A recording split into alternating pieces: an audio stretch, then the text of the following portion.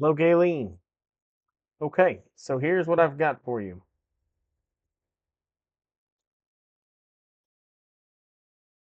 Let me go ahead and hide some walls here so we can see what's happening on this wall. Okay, so right now I've got basically drawer, drawer, drawer, drawer, drawer, drawer, drawer, drawer, drawer, drawer, drawer, drawer. There's a lot of drawers here, and I love it. I love having lots of storage. I mean, 1, 2, 3, 4, 5, 6, 7, 8, 9, 10, 11, 12, 13, 14, 15, 16, 17. There's 17 total drawers on this wall, which is pretty cool. Another thing that I did that is a little different and I've started doing recently is notice that the doors under the sink go all the way up. I've kind of killed this uh, false front area.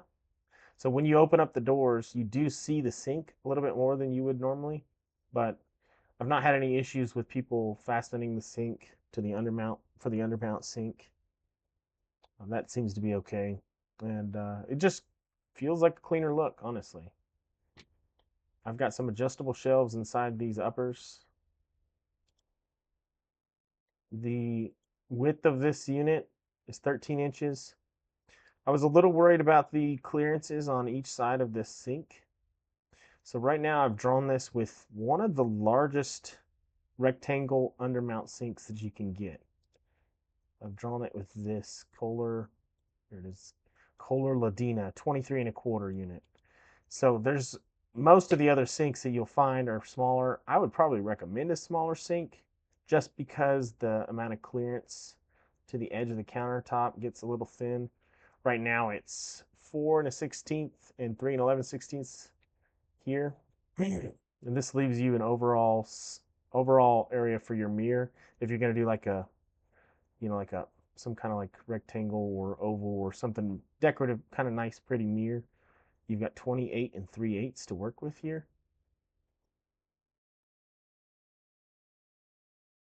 I've got 25 inches here for your seat area. This cabinet is an 11-inch unit, making the drawers a 7-inch opening. Your sink center, right now I've got 22 inches, but of course you've got your 2-inch style. So your sink center is approximately, what is this here? It's 13 inches from the edge of the cabinet. So, whenever you figure your 1.25 inches, this actually may end up being closer to 4 inches and 4 inches, actually. I think I only drew 1 inch here. So your countertop is definitely going to hang over at least 1.25 inches. So this may be, honestly, this may be perfectly centered or spacing wise. And of course, this is still assuming the larger sink. There, if you got one of those smaller oval sinks, then this 20 and 5/8 would go down to this measurement, this 15 1/4 width, which would probably look better. It would probably look better to have a smaller sink there. I can't see any reason to go with the large one. Anyways, on the rest of the bathroom, we have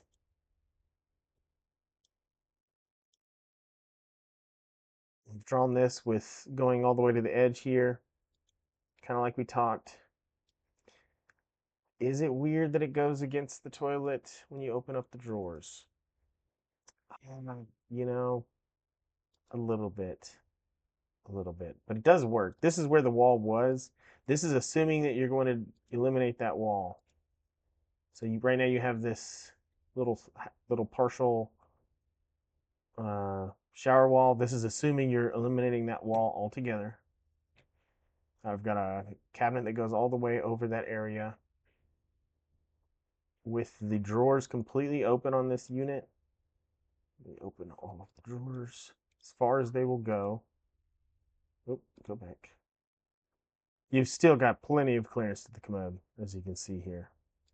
You go to 3D again. So this is quite a bit of storage with this dresser unit. I've got it 4 foot tall. I've got it 55 inches in length. So this dresser is 55 wide, 47 and a quarter. Plus, I'm figuring doing like a wood top on top of it. That way you don't have to purchase a separate piece of granite for this, which is kind of what I've done in the closet too. I would put a little drop edge around it. Wouldn't just be plywood, obviously. I'll put a drop edge here, kind of like this, with an inch and a half with a rounded edge on top and bottom edge. I'll put this on here. Save shape. Make sure it's the correct height. 48 from the floor. Okay. So yes, it would look kind of like this. And I've got kind of narrower top drawers and some bigger deep drawers. I might think about reducing the width of this some, bring the drawers down some. You still want to have some clearance off the floor for just, foot purposes or something on the floor. If you've got slippers on the floor or something, you don't want it dragging and getting stuck on the slippers. Let's see here. Let's go on to the closet. Oh, you know what? I did want to show you this just in case, so you knew what it would look like if we rotated the drawer stack over here so that it faces you. Aesthetically, obviously it looks good. It does. But storage wise, you now have gone from a 24-inch drawer or 25-inch drawer, whatever it was, to now it's only a 17-inch opening. So, I mean, there's a definite benefit to having it rotated back around like this. It just kind of creates sort of a little bit of an awkward space here. I've got your little built-in thing, which I can't remember. I didn't write down how many I was supposed to bake of this. So I'll need to double check with you how many. But I've got adjustable shelves on pins. I've got it so that this will fit between two studs without having to modify any studs. You can, of course, set your toilet paper wherever you want on it, and then, I don't know if you want to move a shelf down or remove a shelf. I could build additional shelves for this. It's just kind of drilled for adjustable shelves all the way down. Moving on to the closet. Let me show everything first. I'll do it from a bird's eye view. Let me just go to the plan view. So I've got your bifolding doors so that they both open in. We've got your dresser centered in that opening. So it's the first thing you're looking at when you walk in. Some shoe shelves on each side. Got your pull down hanging.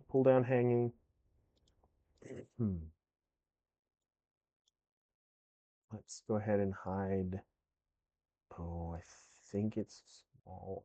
I think those are the correct. Nope, that was not right. That is wall one that I need. Yeah, okay. So I did these as individual shoe cubbies, but they are adjustable, so you can move them up and down. Got the adjustable holes all the way around. I've got, oh, wrong wall, hold on. I've got them at 14 3/8. Now, my pair of shoes that I'm wearing right now was like 9 and something wide. So is it necessary for it to be 14 3/8? Well, it was kind of just splitting it down the middle, leaving a decent, leaving like 2 inches of clearance here. I technically could have the shelf run all the way across, but then you're setting shoes side by side. You could theoretically, oh, wrong one, what to do.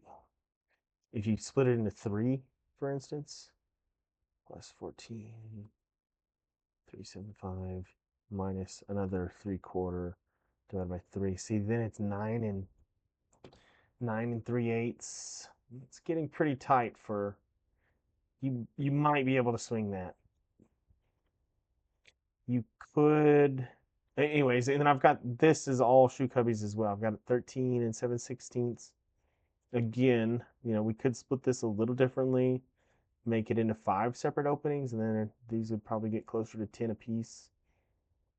I suppose I could reduce the amount of room to the doorway, bring it a little closer to the doorway.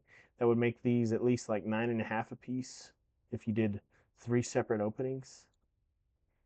I guess just let me know what you're thinking on these and if I've understood what you wanted to do with this correctly. Let's go ahead and look at the other wall.